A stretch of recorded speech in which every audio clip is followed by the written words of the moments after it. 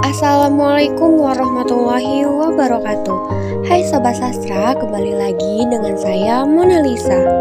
Pada video kali ini saya akan mengapresiasi prosa fiksi terbitan Balai Pustaka dengan judul Kata Hendak Jadi Lembu, yaitu dengan menentukan hubungan antar unsur intrinsik tokoh dan penokohan dengan latar tempat.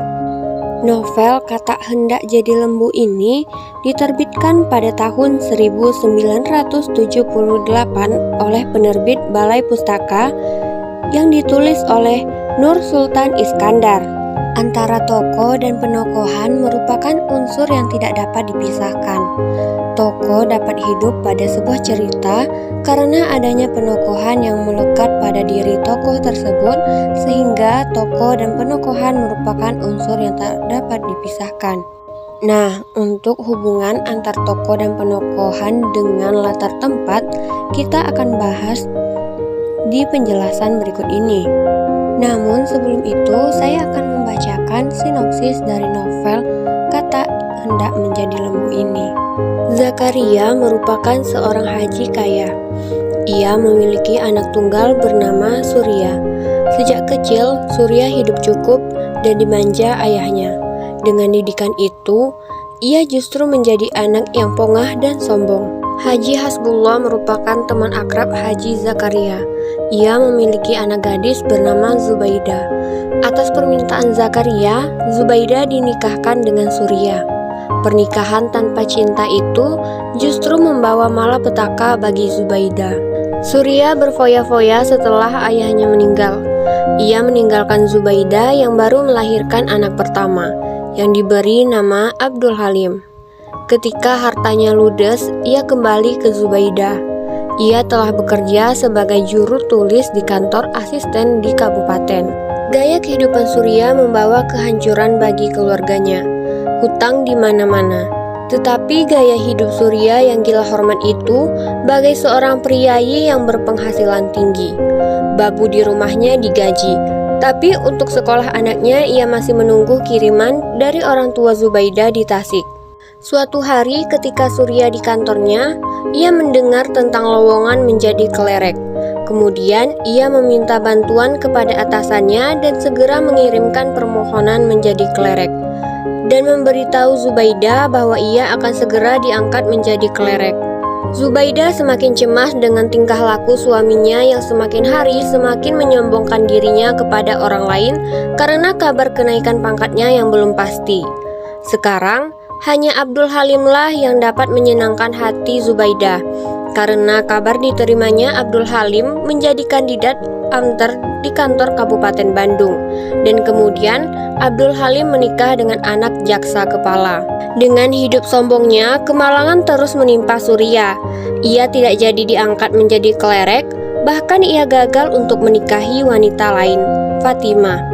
Usaha Zubaidah menasehati suaminya sia-sia. Karena sakit jantung, Zubaidah pun meninggal. Segala upaya telah dilakukan Abdul Halim dan keluarganya untuk menyembuhkan ibunya. Usahanya sia-sia. Setelah kematian istrinya, Surya diusir dari rumah Abdul Halim. Sekarang Surya tinggallah Surya yang hidup di jalanan setelah kematian istrinya. Ia baru menyadari semua kesalahannya terhadap anak bininya. Nah, setelah mengetahui bagaimana sinopsis dari novel Kata Hendak Menjadi Lembu ini, selanjutnya kita akan membahas mengenai hubungan antara unsur tokoh dan penokohan ini dengan unsur latar tempat. Latar tempat kehidupan tokoh Surya menceritakan bahwa ia dilahirkan dari keluarga terpandang kaya raya bergelimang harta. Orang tua Surya menjabat sebagai menteri gubernemen di kota Sumedang. Dengan kekayaannya yang dimiliki ayahnya, ia pun merasakan hidup senang dan dimanjakan. Apapun yang ia inginkan pasti akan terkabulkan. Dari kecil, ia sudah terbiasa hidup dengan kekayaan orang tuanya. Hingga tumbuh dewasa, ia menjadi seorang yang tinggi hati, selalu berfoya-foya menghamburkan uang. Di tempat ia tinggal, ia sudah terbiasa dimanja dan dipenuhi kebutuhan serta keinginannya. Hingga saat menikah, Ia dijodohkan dengan seorang anak tunggal kaya raya bernama Zubaidah. Zubaidah merupakan anak dari Haji Hasbullah, sahabat karib Haji Zakaria, ayah dari Surya. Ketika sudah menikah pun Surya tidak berubah, selalu menghamburkan uang sesukanya. Bahkan ia ingin menikah lagi dengan seorang wanita, namun gagal dikarenakan ia sudah jatuh miskin. Ketika jatuh miskin, ia kembali lagi kepada Zubaidah. Namun sifat sombong yang sudah melekat pada dirinya tidak menghilang. Ia tetap hidup dalam kesenangan dan bahkan tetap menggaji asisten untuk bekerja di rumahnya. Padahal keadaan keuangannya tidak baik. Ia sudah terbiasa dengan hidup serba ada dan tidak mau hidup susah. Hingga akhirnya terlilit hutang dan hingga harus menjual rumah untuk membayar hutang yang ia buat. Setelah rumahnya dijual, ia dan Zubaidah tidak memiliki tempat tinggal. Lalu anak Surya dan Zubaidah yang tinggal di Bandung meminta Surya dan Zubaidah untuk tinggal di kediamannya bersama istrinya. Tetapi meskipun sudah menumpang tinggal di rumah anaknya dengan keadaan keuangan yang tidak baik, sifat sombongnya sama sekali tidak berkurang dan bahkan ia berlagak seperti seorang majikan yang memerintah orang-orang sesukanya. Zubaidah sedih melihat perilaku suaminya yang tidak pernah bisa rendah hati. Hingga akhirnya Zubaidah jatuh sakit dan meninggal dunia. Anak dari Zubaidah dan Surya yang bernama Abdul Halim tidak menyukai dan bahkan marah kepada ayahnya yang bersifat sombong itu. Karena rasa malu, akhirnya Surya angkat kaki dari rumah anaknya dan terluntang-lantung tinggal di jalanan. Oleh sebab itu, dapat kita ambil hikmahnya bahwa dimanapun kita berada, dengan keadaan apapun kita tidak boleh bersikap sombong dan pongah. Meskipun tinggal di rumah mewah dengan harta berlimpah, namun harus tetap rendah hati karena hidup tidak selamanya bahagia.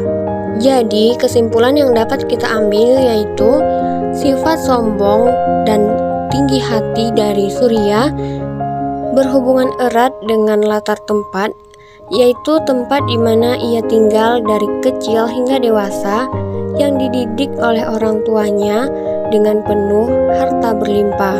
Hal tersebutlah yang membuat ia menjadi tinggi hati dan pongah.